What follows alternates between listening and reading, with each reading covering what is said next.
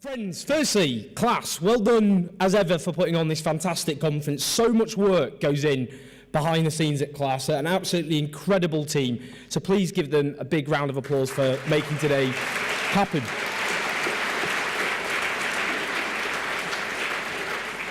Hope, tough gig. I'll start with what we're up against, because we do need to be honest about where we are.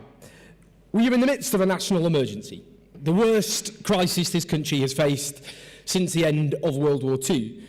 We're confronted with a harsh, chaotic Tory Brexit that puts at risk jobs, living standards and the economy. A right-wing authoritarian populism is on the march across this country. It is treating dissent as treason, enemies of the people, they say. As Will so eloquently put it, we're now confronted with overt racism, xenophobia, homophobia, which we thought in public life had been driven to the edges but has now re-emerged with a vengeance. Hate crimes have soared since the referendum result. On the 23rd of June, the British people did not vote for bigotry, but the bigots believe that they did. We're up against a different Conservative Party. For years, people in this room have fought against a Conservative Party ideologically, zealously committed to cuts which have damaged the economy, people's living standards, people's lives, for nothing. But we're up against something far worse now. We're up against a Conservative Party infused with authoritarian, right-wing, xenophobic populism. A Conservative MP who voted to leave the European Union has resigned his seat because he thinks the Conservative Party is now UKIP light. That's what we're up against. He said in his letter, in his resignation letter, that he was ashamed to be a Conservative. He couldn't wear that name any longer. That's what we're up against. Now, there is a risk, as Len spoke of, and others, of an early general election in terms of the polling, and the consequences for the left, the Labour Party, and the country as a whole are huge. We have to get this right. History is a judge, and a harsh judge at that. And we will all be asked what we did and what we didn't do. So above all else, we have to confront the challenges that we're up against and answer them. Now, those who defend injustice, they always want us to believe it's a bit like the weather, that you can complain about it raining, nothing you can do about it. Just the way the world is. You have to grit your teeth and take the blows. And then there's those who believe in the politics of fear, that you should blame anybody but the powerful for the problems that you face. The immigrants, people on benefits, public sector workers, anybody but those who plunge this country into the calamity it now faces. But we believe in something else, and we do believe in a politics of hope. And that politics of hope is the belief that all the problems that we face, all the injustices, are temporary and transient and can be overcome with enough determination, resilience and courage. And that's what the great history of this country tells us, and it's a tradition we do not talk about enough. Now, in terms of what we do ourselves practically, of course what it means is a Labour Party that is united, that has a clear strategy to win over the unconvinced, and a clear vision of the sort of society that it wants to build. For Labour MPs, that means focusing on what unites rather than divides. Len is absolutely right, a reckless leadership debate, so-called, a self-indulgent, introspective debate at a time of national crisis when all the focus should have been on the Conservative Party, at a time when, on one day, the resignation of the Conservative Prime Minister was the third main story because of the convulsions that this country was facing.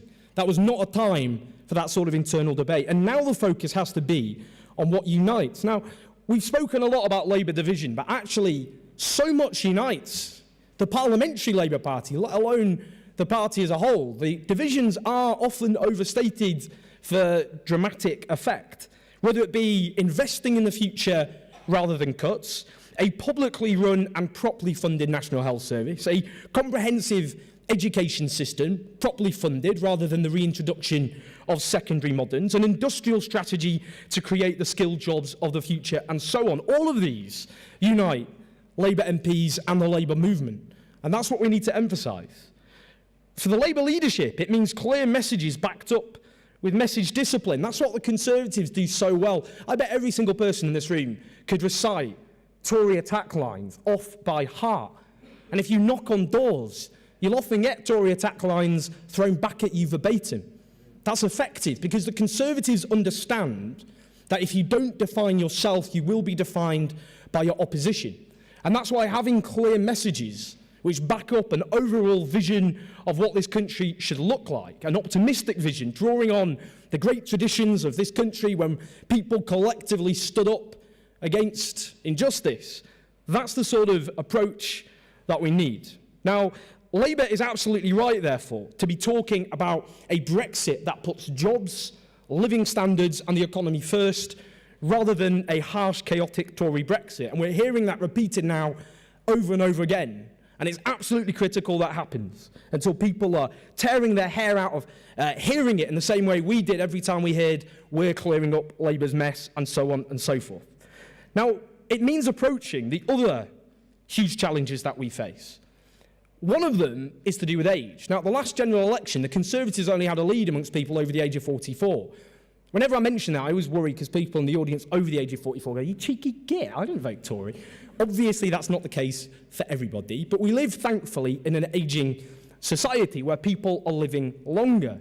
And with every election since 1997, the proportion of older people voting Tory has increased. And the Conservatives currently have an astonishing lead amongst people over the age of 65, and they're the people who come out to vote. Now, yes, we need to get more younger people to come out and vote by offering an inspiring and compelling alternative that resonates with people. But we've also got to start talking far more about the issues affecting older people, a cradle-to-grave social security system, as Will says, being a starting point. Let's talk, for example, about pensioner poverty, which actually, despite the laudable efforts of the last Labour government, remains higher than many comparable Western European countries. We need a war against pensioner poverty. Let's talk about a national care system. The care service in this country is a disgrace. People should not live, work all their lives and build this country up and then be left within a retirement defined by insecurity and poverty.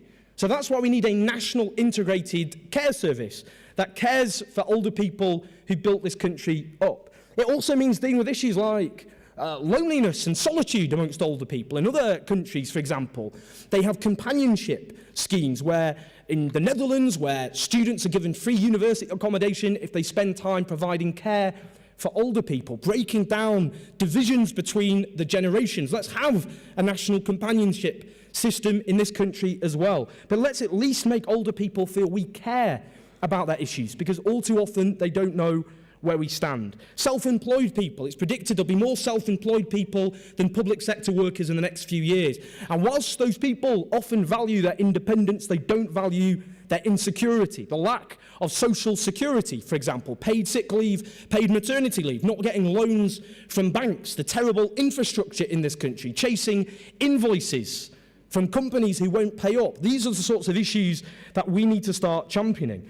Our economic strategy, which is being now outlined about investing in the future rather than running the country down, having public investment banks across this country to rebalance our economy and support the industrial jobs of the future, like Germany have done, rather than saying, let the market decide. If industries disappear, so be it. If the market will allow another industry to take their place, and all too often that has not happened, leaving communities bereft. But in Germany, they didn't do that. They had an industrial strategy to support renewable energy because they knew climate change was an existential crisis, but also an opportunity. And that's what we have to learn from as well. Patriotism. Jeremy Corbyn earlier today, he said there's nothing more unpatriotic than not paying your taxes. He's absolutely right.